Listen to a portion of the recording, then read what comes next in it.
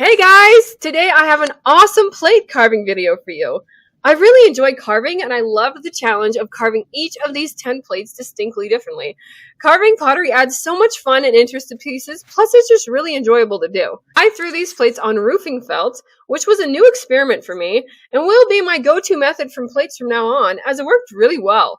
I have a different video detailing all about how I threw these plates that I'll link at the end, but today it's all about the carvings.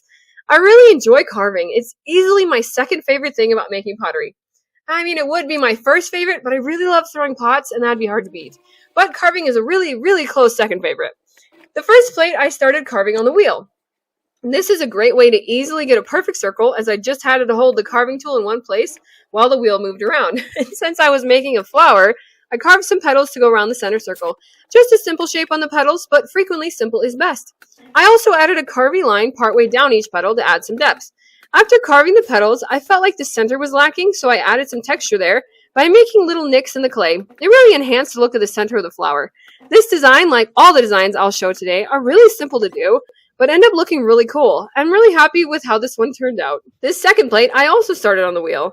Instead of holding my carving tool in one place to get a nice circle, I moved the tool out while carving with the wheel moving to add a spiral design on the plate. I'd love to know what your favorite plate design is. Please let me know in the comments. I think this one might be my favorite, but honestly, it's hard to pick as they're all awesome. Next, I added leaves to the spiral. You may note that the leaves look pretty much the same as the petals on the first plate. Again, I'm all about simple carving. I added the leaves between the lines of the spiral, so the leaves get bigger as the spiral goes out, and then the last few leaves are smaller. I really like the differences in sizes as it adds some fun. After the leaf outlines were in place, I added the leaf veins. I just did some smaller lines coming off of a center line on the leaves. This adds the feel of it being a leaf in a simple way. This really reminds me of leaves on the wind, and I really like it.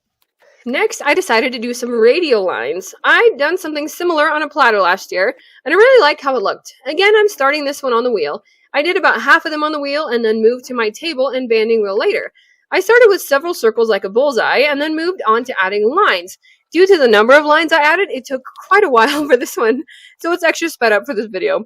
I started adding lines a few inches apart, then filled in lines between until I was happy with it, and it turned out really cool.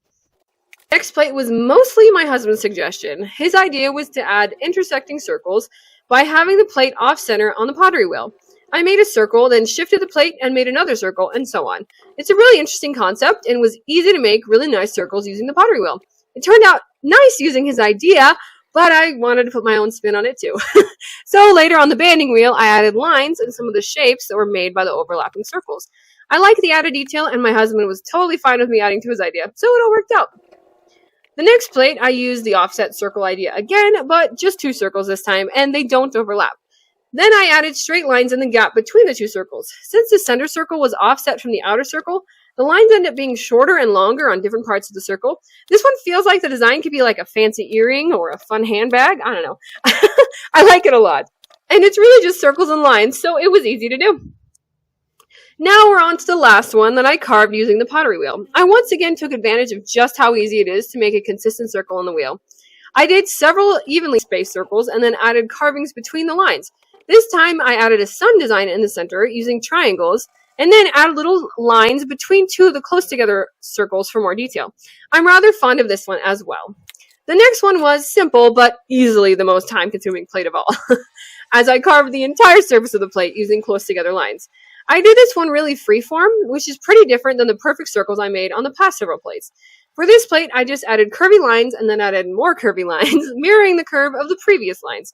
I also added little gaps in the lines at random intervals, which I think looks really fun. I like the flowy look of the lines, and I like the gaps in the lines for some extra interest.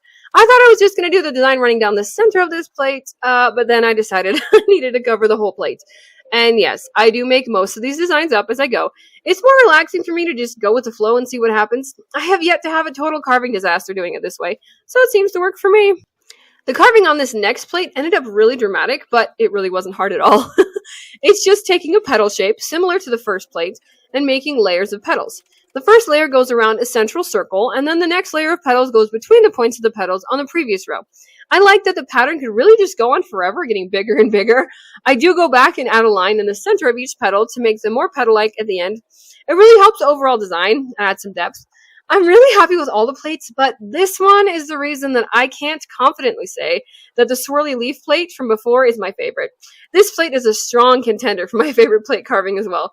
You probably have a totally different opinion than me though, so let me know in the comments which one you like best. This one has a pattern that I've done before. It's free-handed, and so every time it comes out a bit different, but it's always lovely.